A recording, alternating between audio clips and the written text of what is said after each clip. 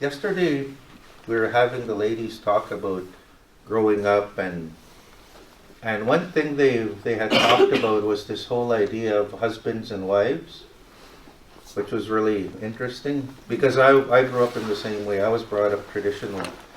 So when I was 4 or 5 years old, I was given or married off to an elderly lady, and she, in the traditional cultural sense, what that meant was I became her husband at 4 years old. There was no marriage ceremony. There definitely wasn't a honeymoon or anything.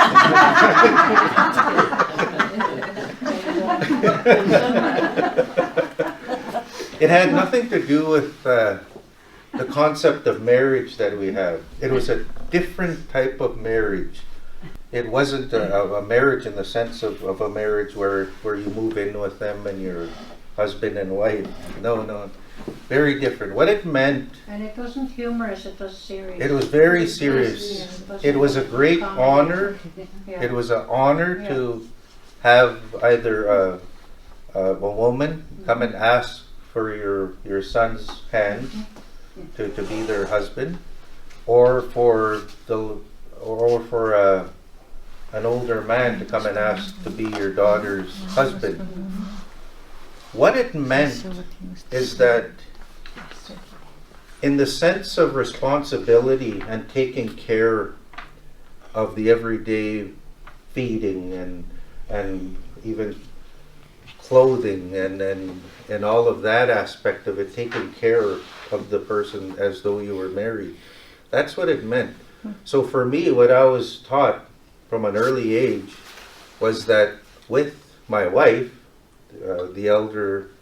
my elderly wife, if she were to lose her husband, then it became my responsibility to hunt for her and bring her. Every time I kill something, I have to take her some of the meat. Every time I catch some fish, I got to take her some of the fish. In that sense, that's what it meant. That was my responsibility. And I took on that responsibility. I think I was 7 years old when her husband passed. So from then on, if I went berry picking, I would bring her berries. If I went hunting and got a moose, I would bring her meat. So in that sense, that's how I became her husband. And it was, like I said, like the lady said, it's very serious. It was a serious responsibility. But it just shows that as Indigenous people, that's how much taking care of not just your own personal family was. It was taking care of everybody in the community, so that, like in the Wisakichak story, he saw the Kokpum was alone, so he came in and he became her son, her grandson, her grandson, and he did the hunting and the wood gathering for her. So that was the spirit behind that. And when the ladies were saying, I had 2 husbands, it didn't mean that they were promiscuous or anything like that. It meant that they had 2 men who came forward and said that they'd take care of them. If the time came when they were alone, they would have somebody to come and hunt for them and fish for them. That's very interesting because I never heard of that, but is it every kid has an elder, like wife or husband? We or are seeing that it's less just- and less. I didn't. Less of it, She had to. Oh, okay. Yeah, with colonization and with residential school, that was one of the practice that they really strive to put an end to, because it was looked at as communism, which I have no idea how they call that communism.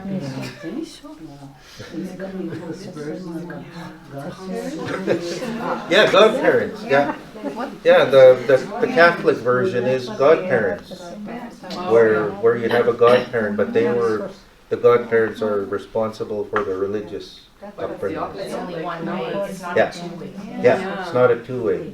In this way, it's very much reciprocal, and it's all has to deal with practical, everyday living, where we're making sure that that person is being fed, and anything they might need is being taken care of.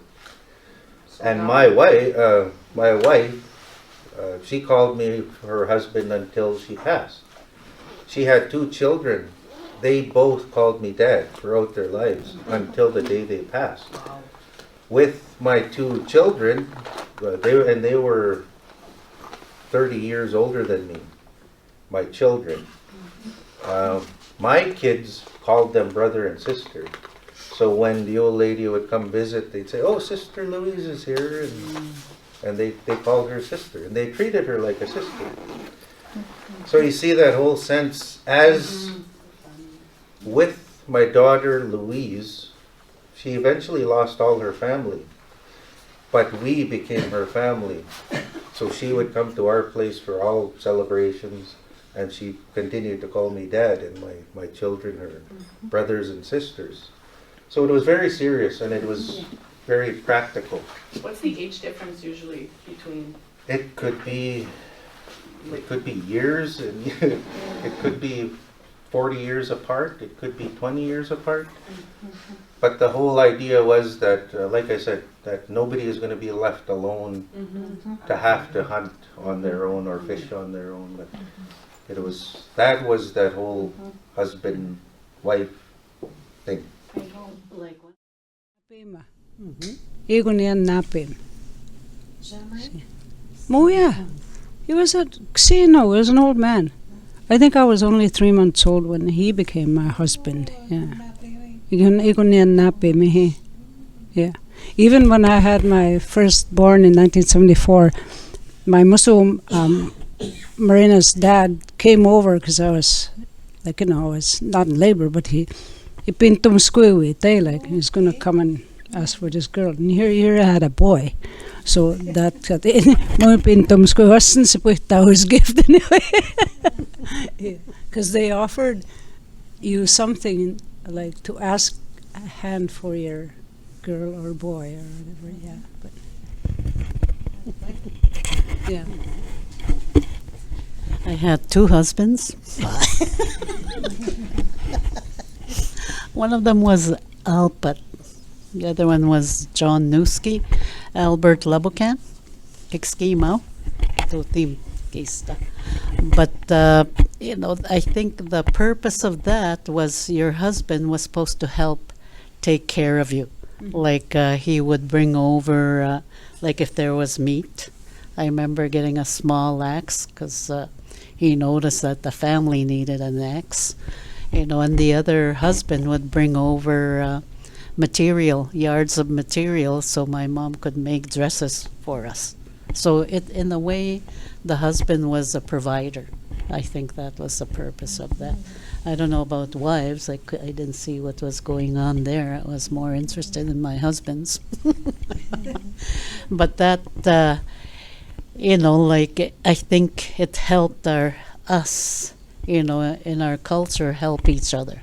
Like where if a person needed something and then, that person had something to share and give, it was willingly done without anybody losing honor or dignity. So I think that was important. But this uncle of ours was kind of in the wings, saying, I'm going to go to that house first, because the first person, the old person or man comes to your house, that's the one that would get the wife. You know what I mean? And if you if another one came, they were turned away because you were only allowed one husband from, like that. Yeah. I had 2 because the other one came later because when he was a young boy, I guess he really liked me, so they allowed me to have 2. You have to. Yeah. Yeah, but I remember getting, I was aware then, right? Because he was, already that size, and I remember him bringing the material for the dresses, like so that I could make my mom could make me a dress, and I'd be like a little girl in a nice little dress. Makkainen tuohon napeen. Gawin kita wit. Mau yang pinto lagi. Yeah, antam skayo, yeah. That was sa tapoy, yeah. That really was my sister. I didn't have anybody come and ask for my hand. I don't know why, but my younger sister had all the men. They all wanted my sister. But anyway, wakoktuin. That's something that's very important to us Native people is our relatives, you know.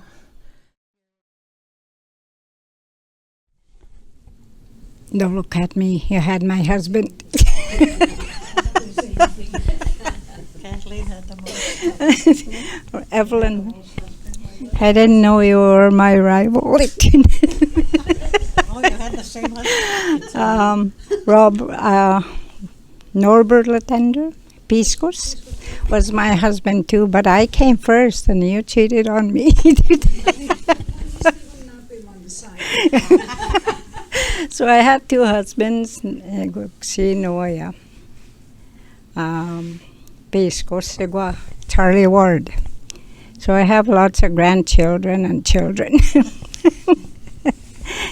Yeah, Guspin Kigwanya, what I remember the most is they came and asked for your hand, and I don't know why some of us ended up with two, because somebody said the first one that came is the one that you're stuck with.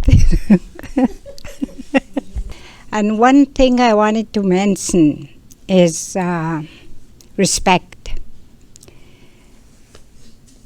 Because our husbands and their wives, we knew that they had respect for us, and we had respect for them. Whenever we go in, they had special names for them, for us. They had special names for us when we walk in. And they would say, "Ntaim niyangisi," as her husband's wife, other wife, you call it Ntaim. So she would say, "Ma Ntaim." They're happy to see us, and they call us by their name, by what they called us. And that's how we learn respect. And now that I'm working with these kids, that's one thing I learned, is to have respect for the young people as well, and children, and they love that. When you see children and you call them by, that's another thing. They never used to call us by our names, remember?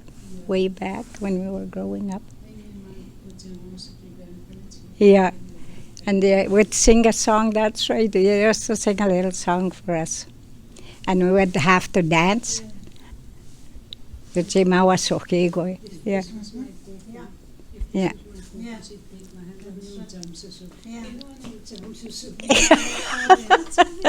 Yeah, they were very, they were loving where I grew up anyways, in Loon River.